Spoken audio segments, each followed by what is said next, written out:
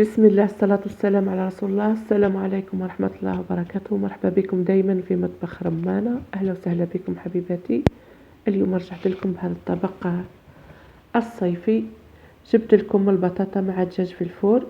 طبق رائع ويجي ما شاء الله في الصيف، خصوصا أطفالنا، وصحي ما فيهش بزاف يعني الزيوت.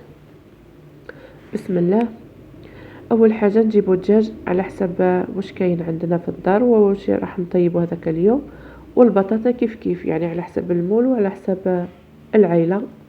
انا عندي هذه الكميه، قصيتها مربعات وحطيتها في الماء تغلي. نحسب لها كي تغلي، نحسب لها 10 دقائق ونهبطها. يعني البطاطا تاعي ما حبيتهاش تطيب مليح، تكون نص طياب باه تكمل معايا في الفور. ونجيب المول اللي راح نطيب فيه، نخدم فيه الدرسة.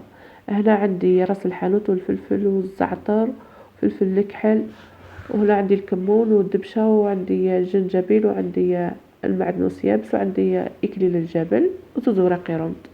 هذا هما الأعشاب اللي راح نخدم بهم، وتحبوا تزيدوا ولا تنقصوا كما بغيتوا نتوما، يعني اللي تحبوا تستخدموهم واللي تاكلوهم. وهنا عندي زوز مغارف زيت، بالأحسن يكون زيت زيتون. وعندي مغرف مش معمرة مليح مطارد. ونزيد هذا الباطا تاع الياغورت الطبيعي. اسمحوا لي على هذا الازعاج، يعني الطريق كما تعرفوا. هنا حطيت الباطا تاع الياغورت، ونزيد نص حبة تاع القارص، ندير عصير القارص نص. حطيت لنا كمية ما شاء الله، ونخلط كلش مع بعضه. هذا الطبق يجي بنين ما شاء الله. نزيد على راس مغرف طماطم تاع العلب. هذه هي الصلصة تاعنا، نحطو فيها الدجاج ونخليوها حوالي، يعني على حسب الوقت اللي عندكم، الأحسن يعني نص ساعة حتى يشرب الدجاج تاعنا مليح، ولا المهم حتى 20 دقيقة. نتبلو الدجاج تاعنا مليح بهذا الطريقة باه يجينا بنين. نخدمو بيدينا، نحاولوا يعني ندخلوا فيه التتبيلة مليح. هاي طريقة سهلة خلاص وما هيش صعيبة، وكما قلت لكم راهو طبق صيفي بامتياز، خصوصا البطاطا هاد الايام راهي سعرها مناسب. نستغلوها نديرو بها الاطباق. الاطفال اللي يحبوا البطاطا، انا نزيد شوية ثوم، نقصها هكا دائرات ونحطها باه تعطينا واحد النكهة للدجاج تاعنا ما شاء الله. ونخلي الدجاج تاعي يرتاح. بعد ما ارتاح نجيب البطاطا هذيك اللي غليتها كما قلت لكم، ما نغليهاش مليح باه تحكم الفورم تاعها في الفور. نزيد نحاول نتبلها مليح بهذيك التتبيله. انا خدمت كلش في البلاطو اللي راح ندخله في الفور. واذا خدمتوا نتوما في معون واحد اخر، مصمصوا هذاك المعون وفرغوا هذاك الماء. انا هنا نزيد لها شويه ماء، حوالي كاس مش معمر.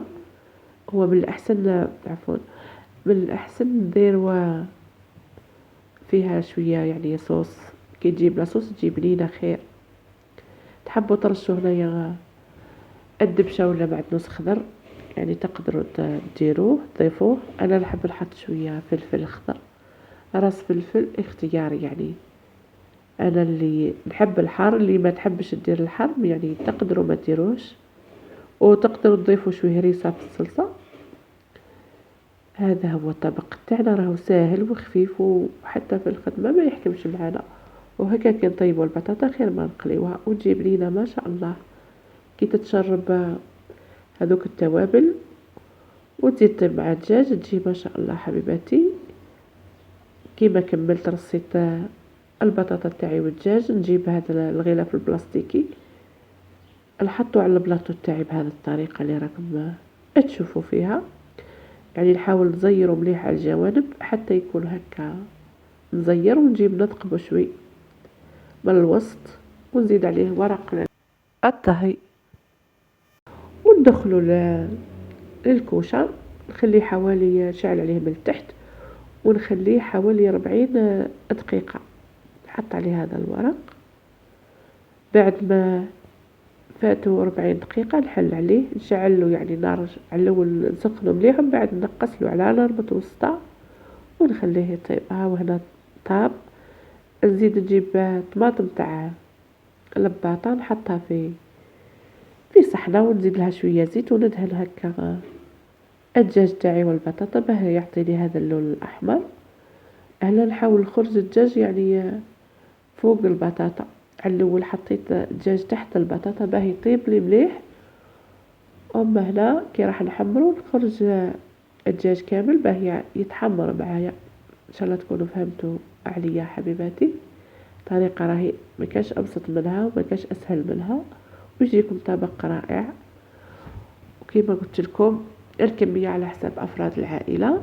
حطيته هنا يتحمر، شعلت له غير من الفوق، وهذا هو الطبق تاعنا وجد معنا. شوفوا ما شاء الله، يعطينا واحد اللون واحد المذاق يجي رائع. المهم حبيبتي ان شاء الله تعجبكم الطريقة وديروها حتى نتوما.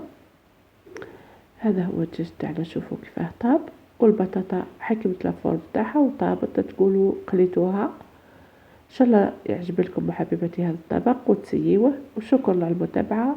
في فرصة ثانية ان شاء الله نرجع لكم بحاجة جديدة دايما.